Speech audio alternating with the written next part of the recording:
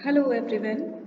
बेटा आज जो हम टॉपिक करने जा रहे हैं that is scanning electron microscopy.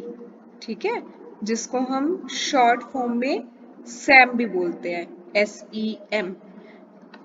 कल के लेक्चर में the previous day yesterday's lecture मैंने आपको प्रिंसिपल कराया था सैम का। तो आज दो बहुत इंपॉर्टेंट चीज़ें हैं जो हम लेक्चर स्टार्ट करने से पहले डिस्कस करेंगे। पहली चीज़ तो बेटा आप वो प्रीवियस लेक्चर ज़रूर देख लीजिए, क्योंकि उसमें मैंने आपको बहुत ही बेसिक चीज़ें बताई हैं कि बैक स्कैटर्ड इलेक्ट्रॉन क्या होता है, आपका सेकेंडरी इलेक्ट्रॉन क्या होता है, एक्सरे एमिशन क्या होता है। जब तक आपको वो चीज़ें नहीं पता होंगी तो आपको थोड़ा सा लगेगा सैम में कि ये सब क्या है, बैक स्कैटर्ड इलेक्ट्रॉन या सेकेंडरी इलेक्ट्रॉन। तो बेसिक कंसेप्ट क्लियर होना जरूरी है। अगर आपको लग रहा है खामखा डाटा वेस्ट हो रहा है आपका, तो उसके लिए कोई बात नहीं, फास्ट फॉरवर्ड करके देख लीजिएगा, लेकिन बेसिक कंसेप्ट क्लियर जरूर कीजिएगा। ठीक है। और दूसरी चीज, अभी ऐसे ही हम भी एनालिसिस कर रहे थे, हमने देखा कि जो हमारे व्यूअर्स हैं, भाई आपको वीडियोस पसंद आ रही हैं, देखिए, लेकिन उसमें से 83% ऐसे हैं जो सब्सक्राइब नहीं करते, only 17% are subscribing the same. क्यों भाई, नाराजगी है आपकी हमसे कोई? अरे कोई बात नहीं, एक जरा सा क्लिक ही लगता है, हमें भी अच्छा लगेगा अगर आप सब्सक्राइब कर देंगे तो। So don't forget to subscribe and like the video. Okay, तो अब चलिए अपने टॉपिक पे चलते हैं, स्कैनिंग इलेक्ट्रॉन माइक्रोस्कोपी। इसमें बेटा ये है इसकी इंस्ट्रूमेंटेशन। तो मैं इसको आपको बताती जाऊंगी कि साथ के साथ किसका क्या फंक्शन है। देखिए, सबसे पहले है इसमें आपके पास इलेक्ट्रॉन सोर्स। इलेक्ट्रॉन सोर्स बेटा जो हम यूज करते हैं, जनरली हम एक इलेक्ट्रॉन गन यूज करेंगे। इसके केस में इलेक्ट्रॉन गन जो होगी आपकी, that will produce the electrons. ये कल के लेक्चर में भी मैंने आपको बताया हुआ है, अगर आप सुनेंगे तो। It will produce the electrons. ठीक है, और इसके लिए जनरली हम टंगस्टन फिलामेंट यूज करते हैं। Tungsten filament used in electron gun.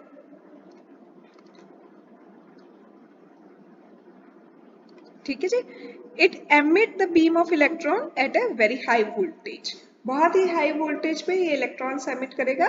तो टंगस्टन फिलामेंट जो है उसकी बहुत ही हाई एक्सेलरेटिंग वोल्टेज होती है, around 1 to 30 kilo volt is applied.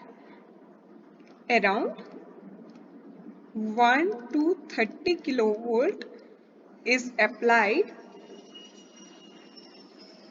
to produce electrons. To produce electrons. ठीक है। और टिपिकली जो होता है ना बेटा, 15 to 30 किलो इलेक्ट्रॉन वोल्ट जो है are used for routine imaging in SEM. Are used for routine imaging in SEM, that is scanning electron microscopy. ठीक। तो उसके बाद फिर हम आते हैं कि हमारा अगला पार्ट क्या है, इसमें एनोड दिखाया है इसने आपको। ये जो है ये आपका क्या है, एनोड है। एनोड क्या करता है बेटा, एनोड करता है acceleration of electrons. Acceleration of electrons. ठीक है। तो ये क्या करेगा, एनोड जनरली आपका पॉजिटिवली चार्ज होता है, और ये क्या करेगा फिर, नेगेटिवली चार्ज इलेक्ट्रॉन्स को अपनी तरफ अट्रैक्ट करेगा। एनोड इज पॉजिटिवली चार्ज और ये नेगेटिव इलेक्ट्रॉन्स को अपनी तरफ अट्रैक्ट करता है।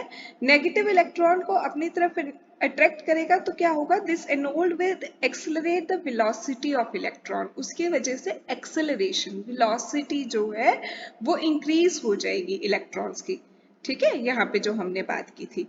उसके बाद बेटा हम आते हैं कि हमारे पास अगली चीज क्या है, कंडेंसर लेंस है। इसमें चाहे आपका एनोड हो, चाहे कंडेंसर लेंस हो, चाहे ऑब्जेक्टिव लेंस हो, ये तीनों ही चीजें जो है ना, ऑब्जेक्टिव लेंस तक ये क्या करती हैं जनरली, ये आपका इलेक्ट्रॉन बीम को कंट्रोल करती हैं। Control the electron beam. जो ये येलो कलर से दिखाया हुआ है ना, देखिए आप, एक इलेक्ट्रॉन बीम जा रहा है, उसको ये कंट्रोल करने में हेल्प कर रही है। तो अब कंडेंसर लेंस की हम बात कर रहे थे। कंडेंसर लेंस क्या करेगा, this lens will focus electron towards the objective lens. Objective lens की तरफ फोकस कर देगा। विल फोकस इलेक्ट्रॉन बीम और इलेक्ट्रॉन टूवर्ड्स द, किसकी तरफ फोकस कर रहे हैं? ऑब्जेक्टिव लेंस की तरफ। ठीक है, अब आपका आ गया अगला ऑब्जेक्टिव लेंस। ऑब्जेक्टिव लेंस क्या करेगा? ये फिर से उसको फोकस करेगा इलेक्ट्रॉन बीम को towards the sample. Objective lens will focus the electron beam towards the sample, sample की तरफ उसको फोकस कर देगा। तो इनका मेन क्या था? कंट्रोल करना ही था इलेक्ट्रॉन बीम को, चाहे वो हम एनोड की बात कर रहे थे वो भी एक्सेलरेट कर रहा था। कंडेंसर लेंसेज और ऑब्जेक्टिव लेंसेज क्या कर रहे हैं? फोकस कर रहे हैं। कंडेंसर लेंस ऑब्जेक्टिव लेंस की तरफ और ऑब्जेक्टिव लेंस कहाँ कर रहा है उसको?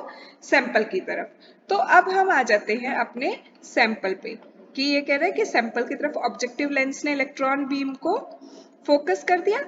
ये आ गया भाई हमारा सैंपल। अब सैंपल्स की भी जो आपका स्पेसिमेन है उसकी कुछ डिटेल्स देख लेते हैं। पहली चीज तो it should be free from dirt and contamination, should be free from dirt and contamination. नहीं तो जो आपकी पिक्चर्स होंगी ना बेटा, इमेजेस जो होंगी वो उतनी क्लियर नहीं आएंगी अगर कंटेमिनेटेड होगा सैंपल, तो इम्प्योर होगा सैंपल तो। ठीक है, ये सैंपल के बारे में थोड़ा सा जो भी रिक्वायरमेंट है नेक्स्ट शीट पे मैं यहाँ पे बता रही हूँ सैंपल की क्या क्या रिक्वायरमेंट्स हैं। पहली चीज तो it should be free from dirt, आपको पता लग गया, free from dirt and contamination. फिर दूसरी ये रिक्वायरमेंट कहता है कि अगर आपका सैंपल जो है वो बायोलॉजिकल सैंपल है, ठीक है, कोई भी, तो उसमें जो वाटर ट्रेसेस हैं आपको पहले वो रिमूव करने बहुत जरूरी है। Remove the traces of water from the sample, traces of water from the sample. ठीक है, अब ये कहता है कि कैसे करोगे वाटर रिमूव? आपने कह तो दिया कि वाटर रिमूव करना है, उसके लिए सैंपल जो है that is fixed in glutaraldehyde, sample are fixed in glutaraldehyde, aldehyde. ठीक है, फिर उसको हम डिहाइड्रेट करते हैं। डिहाइड्रेट का मतलब removal of water using various solvents through series of solvents. ठीक है, उनको यूज करके हम डिहाइड्रेट करेंगे। फिर आप उसको ड्राई कर लेना कंप्लीटली। ड्राई करने के लिए आप एयर का भी यूज कर सकते हो, either by air, air dry कर लो, और क्रिटिकल पॉइंट ड्राई भी कर सकते हो, क्रिटिकल पॉइंट ड्राई। ठीक है, तो यहां तक अब आपने अपने सैंपल को ड्राई कर लिया। ड्राई करने के बाद क्या करोगे बेटा? सैंपल को आप एक सैंपल होल्डर पे या स्टब के ऊपर माउंट करते हैं। ठीक है, sample is mounted, sample is mounted on special metal holder, metal holder और स्टब, उसके ऊपर माउंट किया जाता है और फिर उसकी हम कोटिंग करते हैं। It is coated, it is coated with ultra thin layer of, coating किससे कर सकते हो आप? गोल्ड की कोटिंग कर सकते हो, प्लेटिनम की कोटिंग कर सकते हो, कार्बन की कोटिंग कर सकते हो। इमेज लेने से पहले आपको कोटिंग करनी पड़ेगी before the imaging in SEM।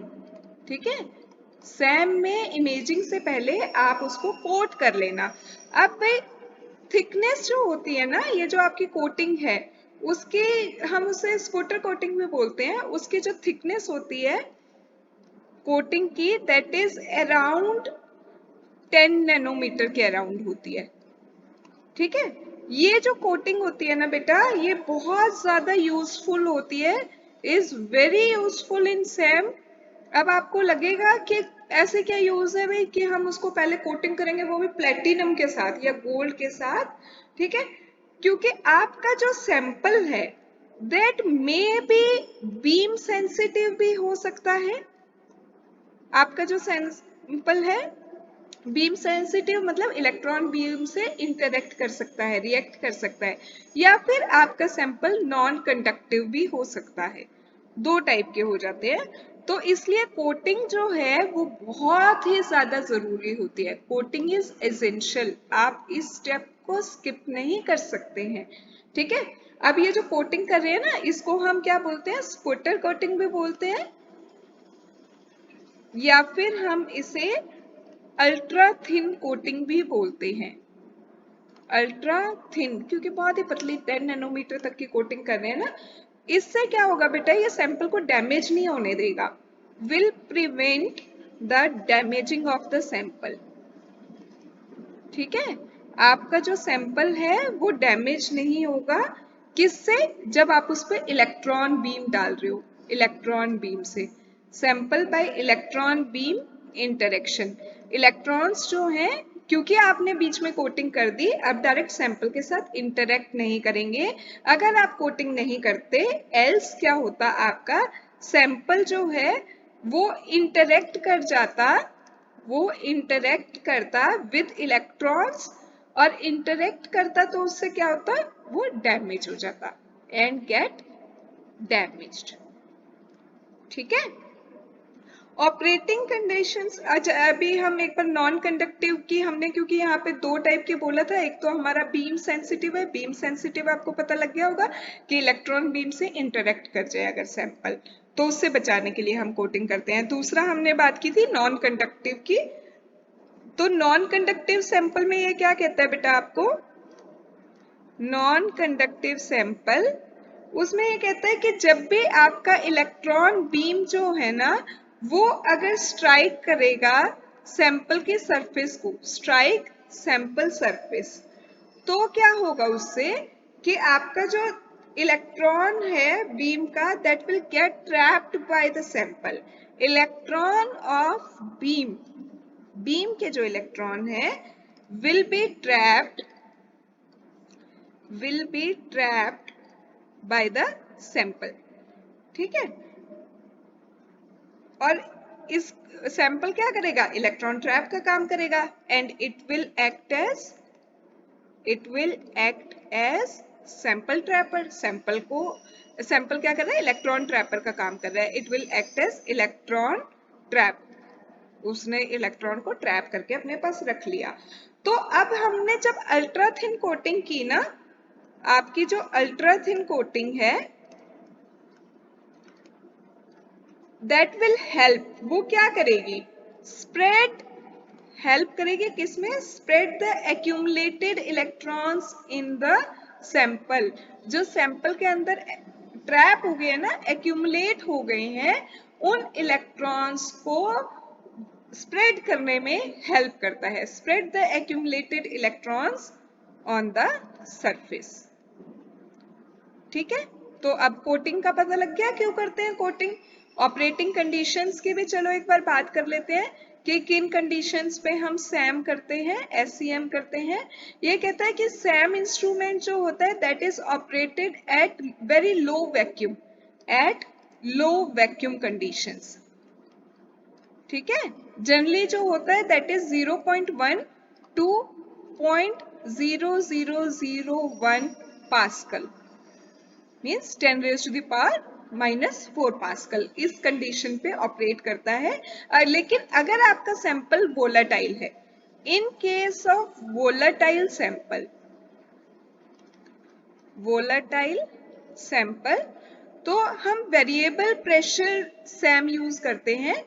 Variable pressure Sam use करते हैं। शॉर्ट फॉर्म लिखोगे तो VPSEM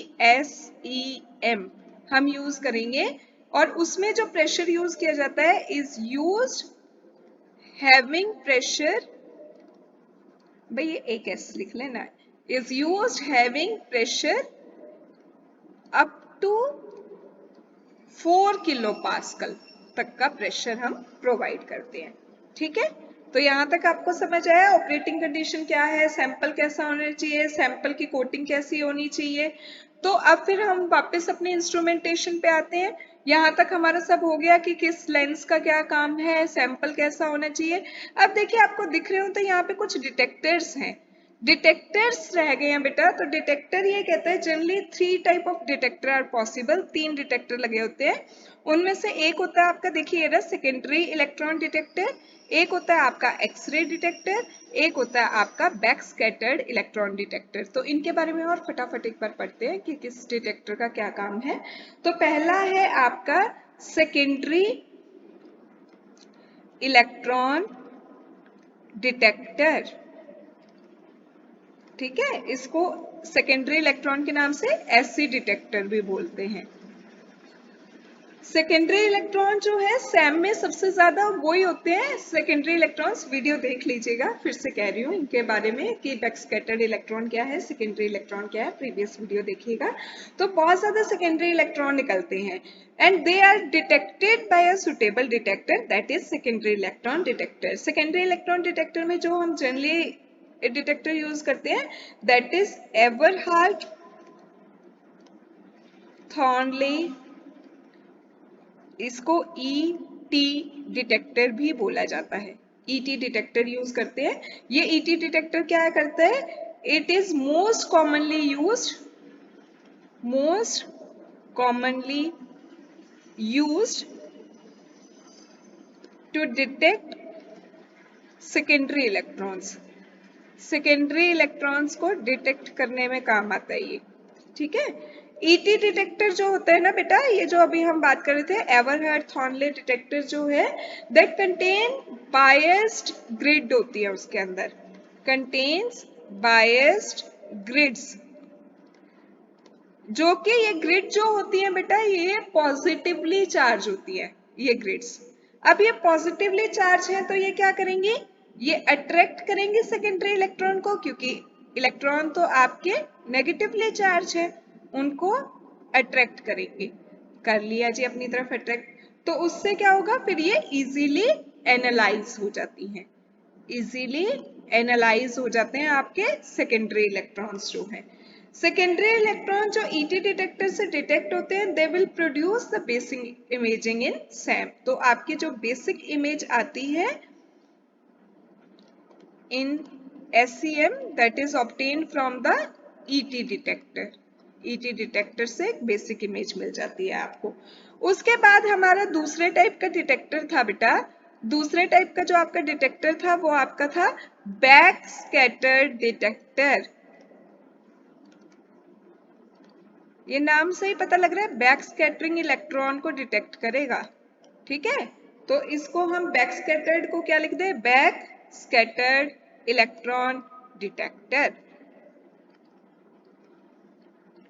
ये क्या होता है बेटा, इसमें भी वही बायस्ड ग्रिड लगी होती है, बैक स्कैटर्ड डिटेक्टर में भी बायस्ड ग्रिड जैसे कि सेकेंडरी इलेक्ट्रॉन डिटेक्टर में लगी थी, ठीक है। लेकिन ये जो ग्रिड होती है इस बार ये होती है वेरिंग वोल्टेज की होती है, वोल्टेज चेंज कर सकते हो आप इसमें। तो voltage will be variable and it will repel as voltage is variable, so it will repel the secondary electron,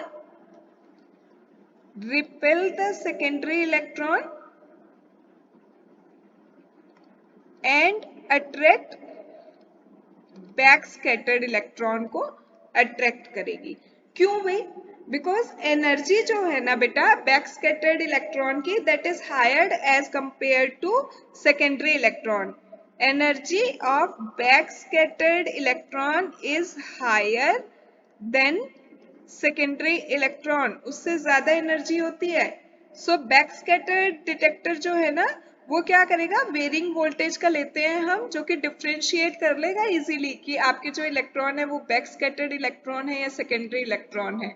तो वो सिर्फ किसकी रीडिंग नोट करेगा, बैक स्कैटर्ड इलेक्ट्रॉन की नोट करेगा, क्योंकि उनकी एनर्जी हाई होगी, ठीक है। तो इस डिटेक्टर से हमें पता लग जाएगा कि हमारे बैक स्कैटर्ड इलेक्ट्रॉन कितने हैं और कौन कौन से हैं। अब उसके बाद आपका आता है लास्ट टाइप का जो डिटेक्टर है वो है आपका x ray detector. X ray detector.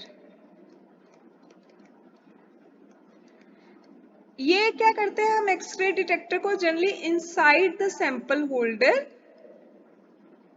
Inside the sample holder x ray detector is placed, उसके अंदर ही रख दो। ये क्या करेगा? It will detect the x rays emitted from the sample, x rays emitted from the sample, जो सैंपल से एक्सरेज निकलेंगी ना उसको ये डिटेक्ट कर लेगा। ये जो प्रोसेस होती है बेटा डिस्पर्शन की, the dispersion process is known as EDX भी बोलते हैं इसको, ठीक है, एनर्जी डिस्पर्सिव एक्सरे एनालिसिस। अब क्या होगा कि तीनों डिटेक्टर से जो डेटा कलेक्ट होगा, collected data from all the three units, from all the three detector, CPU उसको प्रोसेस करेगा, CPU will process the received data। कहाँ से मिला? तीनों डिटेक्टर से मिला, and give you final SEM images on monitor। Monitor पे आपको फाइनल सैम इमेज दिखेंगी, आपको पता लग जाएगा आपका जो नैनो पार्टिकल बन रहा है, स्फेरिकल बन रहा है, स्क्वायर शेप्ड बन रहा है, थ्रेड्स बन रहे हैं, कैसे बन रहे हैं। सैम आपको बहुत क्लियर पिक्चर देता है, ठीक है। It is a very useful tool. Hopefully आपको लेक्चर सही से समझ आया होगा। स्टिल कोई भी क्वेरी हो just put it in the comment section, I will wait for your comments. Don't forget to subscribe and like.